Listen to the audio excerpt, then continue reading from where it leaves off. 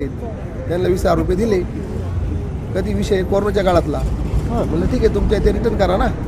यांनी अंडी वाटली सोमतवाडीमध्ये कॅम्पला. नाव यांचं हो त्या पैशाची. अतुल शेटला माहिती आहे माझ्या रावाने देवराम लांडेंनी समोर येऊन अतुल शेटला पण हा विषय माहिती आहे. मी काय कोणत्या पक्षातच नाही तर कसं काय. तुम्ही राष्ट्रवादीत आहेत ना? बरं. मग आता तुम्ही या ठिकाणी आलेला आहात आमदार सरोज सोनवणेच्या बंगल्यावर. काल पण राष्ट्रवादीचं काम केलं प्रेमाने. आता दादाचं काम करू आमच्या मनासाठी नाही दिलं. काय नक्की रुसले का मग तुम्ही इतकं मनासारखं काम केलं राष्ट्रवादी? रुसायचं काही कारण नाही. आता त्यांना मोठा नेता भेटला अतुल शेटला देवराम शेटला. तर त्यांनी आमचं कोणतं ऐकलं नाही.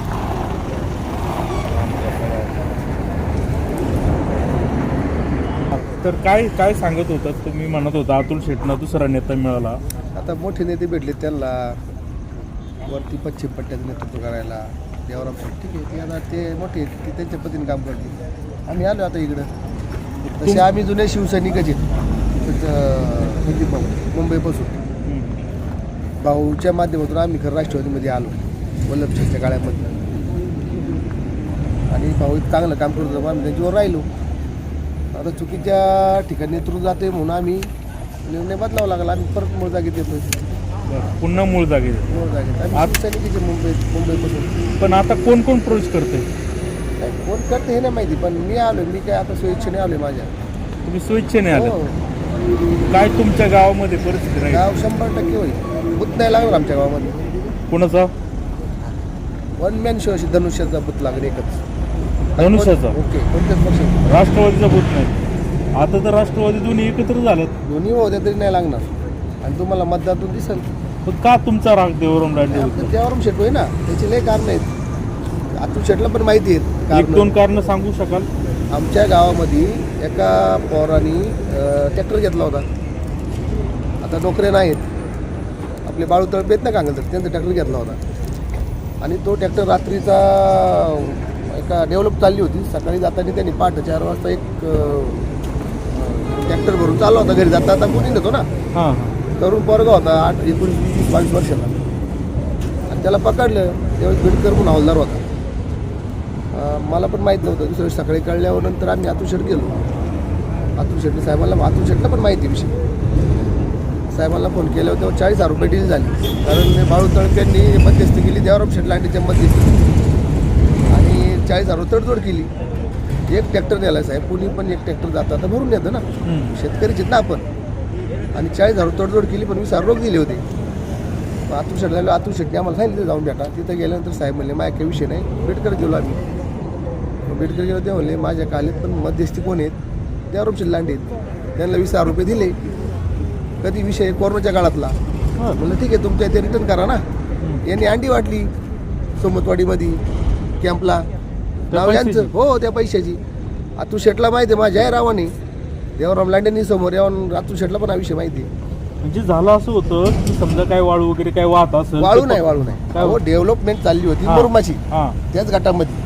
पण संध्याकाळी पहाटे 4 वाजता काम संपल्यानंतर ट्रॅक्टरवाला बाबा एक ट्रॉली घेऊन चालला होता ना. हा आपल्या शेतीसाठी काही. आणि तरुण पोर आहे साहेब. 22 वर्षाचा 23 वर्षाचा पोरगा आहे. नोकऱ्या नाहीत म्हणून ट्रॅक्टर ड्रायव्हर झाले. पकडलं कोणी? पोलिसांनी पहाटे 4 वाजता. ते मिटवण्यासाठी 40,000 रुपये. 40,000 रुपये देवराम मध्यस्थी केली. मी आजही बाळू तळप्याला माझं आव्हान आहे. तो पोरगा मी समोर आणू शकतो. अतुल शेटला पण माहिती आहे देवराम शेटला माहिती. ते माझं आव्हान आहे समोर त्यांनी यावा. त्यापैकी 20,000 देवराम लांडेंनी खाल्ले. हो पैसे अंडी वाटली. ज्या सोमतवाडीच्या याच्यामध्ये कोरोनाच्या काळात अंडी वाटली त्यांनी अंडी वाटली त्या पैशाची. हो. दुसरं एक उदाहरण सांगतो.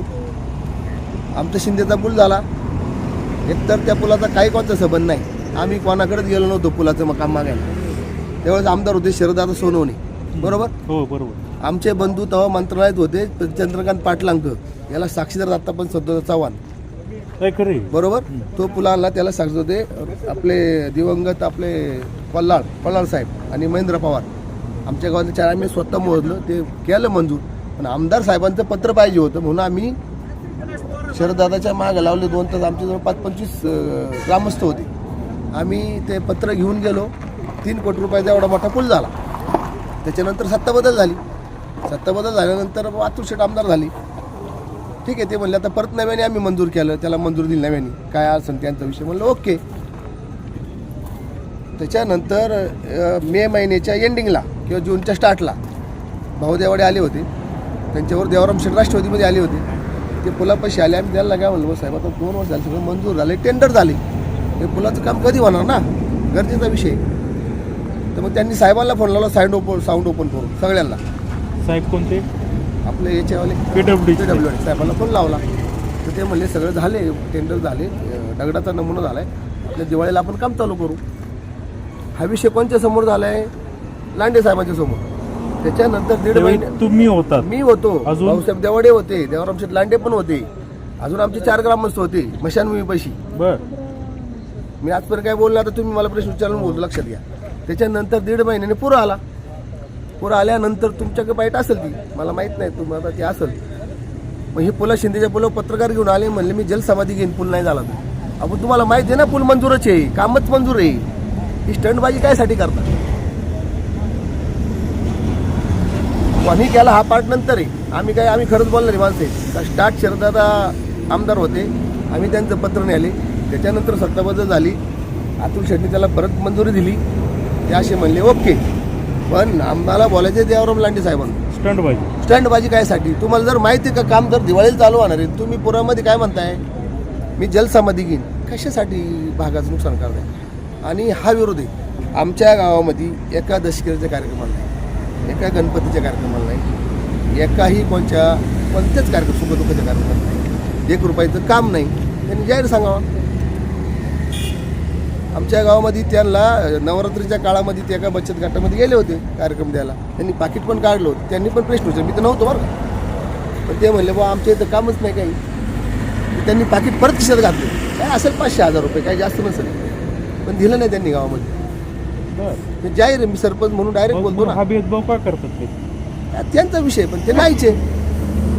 काले आमदार केले उभे राहिले, आमच्या गावामध्ये आलीच नाही. तुम्ही भाग म्हणून आमदार केलं तर काय प्रत्येक गाव तुम्ही जातो ना, आमच्या गावात तुम्ही थांबले का, कोणच्या का आले का? हा आमचा राग आहे. ते काय आमचं त्यांचा बांध शरीर बांध नाही साहेब, त्यांचं वैयक्तिक आमचं काही दुश्मन नाही लागतं. पण ह्या गोष्टीमुळे आम्ही सगळे एकत्र आहे. आणि आमच्या गावाची क्लिअर कट मिटिंग तुम्ही पण पाहिली, सीताराम शेठ असं आम्ही विरोध घेतो, पण आम्ही आज सगळे एकत्र आलो. 1 मॅन शो. शिंदे गावामध्ये मतदान होईल. चुकून 5-10 मतं मस्तीचा काय फॉल्ट झाला तर पडतील, वयस्कर माणसं. मिटिंगच झाली ना अतुल 2 महिन्यापूर्वी. अतुल बिंटे शेट बदलणारी ना, पण शेटला विश्वास त्यांच्या मोठा आहे, ते मोठे कार्यकर्ते त्यांचे लग त्यांच्यापाशी ते आहेत. आता काय देवराम शेटच्या खाली काम करायचं का अशा माणसं खाली आम्ही? तुम्ही ज्या वेळेस नेतृत्व घेता, मी सरपंच झालो तर माझ्याकडून गावचा एखादा प्रॉब्लेम असेल तर सॉल्व्ह झाला पाहिजे ना. एखादा कार्यकर्ता अडचण आला कारण मी त्याच्यात पैसे खाले पाहिजेत मिटवताना. हा राग आम्हाला आहे, बाकी काही नाही. ते काय आमचे काही विषय नाही. ज्यावेळेस ते राष्ट्रवादी आले तेव्हा आम्ही सत्कार केला, मी स्वतः त्यांना बोललो तर आता लय भारी काम होईल म्हणलं. तुम्ही आणि भाऊसाहेब एकत्र आले, अतुल शेठला सगळे. आता अतुल शेठला काय त्यांनी दिवा लावला ते कळलंच तुम्हाला. काय एवढं प्रेम आहे अतुल बिंटे? नाही ते आता त्यांना माहिती. आता आम्ही काय बोलू शकत नाही कोणा, आपण काय अतुल शेट हो किंवा बाकी मोठे एवढं मोठं आपण नाही. पण एकच म्हणे अतुल शेटला तुम्हाला आता मोठा माणूस भेटलाय, मोठा पुढारी भेटलाय भागाचा, ठीक आहे. आता त्यांनी राहा, आम्ही आमचा निर्णय घेतला आता. भविष्यात आता ठीक आहे, आता तुम्ही सुनीता बोराडेसाठी नाही आम्ही आता दादाच ओके, शिवसेनाच ओके. शरद दादांचं काय तुम्ही काम सांगाल? त्यांनी तरी कुठं काम केलं तुमच्या नाही, गावात? दादांनी केलेत ना काम. काय झालं? पुलाचं काम त्यांचं पहिलं आम्ही पत्र गेलो होतो, पुलाचं काम त्यांचंच आहे. अच्छा. हो. आणि मला हाक मारून एक काम दिले 10 लाख रुपयाचं, 10 लाख रुपयाचं दादांनी. मग असं असतानाही मी तुम्ही सरपंच ज्यावेळेस झालो त्याच्यानंतर मला त्यांचा फोन आला, कुठे येत? तर मी म्हणलो घरी येत दादा. म्हणजे जुन्नरला येणार आहे का? तर म्हणलं नाही पण येतो म्हणले या. मग मी आलो, दर्शन पगार साहेब होते आणि ते होते. मग आम्ही मोरी मसळा भेटलो. मला म्हणले तू सरपंच झालाय, ठीक आहे, तू कोणतं काम करतोय? म्हणलं दादा आहे. नाही म्हणले एखादं काम देतो. मला हाक मारून काम दिलं त्यांनी 10 लाख रुपये. शिवाय कॉन्ट्रॅक्टर मी त्यांना म्हणलं बाबा, फोन केल्यानंतर प्रमा आलं, म्हणलं दादा तुमचं काम मी कॉन्ट्रॅक्ट नाही म्हणले, ते कॉन्ट्रॅक्ट आपल्या काही पद्धत नाही म्हणले, तुम्ही काम करा. आता मला पण आयडिया नव्हती काम करा म्हणजे काय. मी पण ग्रामपंचायत दुसऱ्यालाच दिलं, पण ते आपल्याला आयडिया नव्हती तेव्हा आपण करायची. याच्यातलं आपण नवीनच चालतो, हा आपला विषयच नव्हता. मग तुम्ही तर भरभरून मत अतुल बेनकेंच्या पाठीवर वनवेच होणार आमचं गाव शिंदेगाव. अतुल बेनकेंना. हो आत्ता सुनतायला. आणि इथून पुढं शरद सोनवणे. शिवसेना शरद सोनवणे फायनल विषय. आता आम्ही आता परत आलो विषय. कारण काय होतं, चुकीचा निर्णय अतुल शेट्टी घेतला. आम्ही त्यांना 10 वेळा सांगितलं का चुकीचं आहे. मी स्वतःच पुण्यामध्ये भेटतो होतो साहेबांना. ते म्हणलं नाही, तुला नाही बाबा देवराम शेट्टी ऐकणार नाही. तुला नाही तसं नाही. कारण ज्यावेळेस ते राहिले एस टीमध्ये उमेदवार लढले, कोणी लढू द्या. काल मारुती शेट लढली, त्यांनी पण 12,000 मतं घेतली होती. यांनी 22 घेतली 10 वर्षांनी. असं काही नाही ना. उद्या कोणता एस टी माणूस लढला, अतुल बेनकेंना भीती आहे की हे विधानसभेमध्ये उभे अहो, पण राहतील. ते नाही मला लढले तर उद्या कोणता एस टी माणूस लढणारच आहे ना. ऐका मला, 10 वर्षापूर्वी मारुती शेट वाढ लढली तेव्हा 12,000 मतं घेतली त्यांनी. 10 वर्षानंतर यांनी 22 घेतली. पुढल्या 5 वर्ष दुसरा एस टी माणूस लढला कोणता पण, तो 30,000 32,000 मतं घेईल. असं काही नाही. विषय शेवटचा सल्ला काय देणार तुम्ही अतुल बेनकेंना? निरोप सल्ला निरोप द्यायचा. नाही, निरोप नाही. निरोप देऊ शकता ना आता सल्ला? आमचं एकच त्यांना म्हणणे, तुम्हाला तुमचा माणूस भेटलाय, त्याची ताकद आहे फार मोठी, त्यांच्यावर तुम्ही राहा. आम्ही क्लिअर कट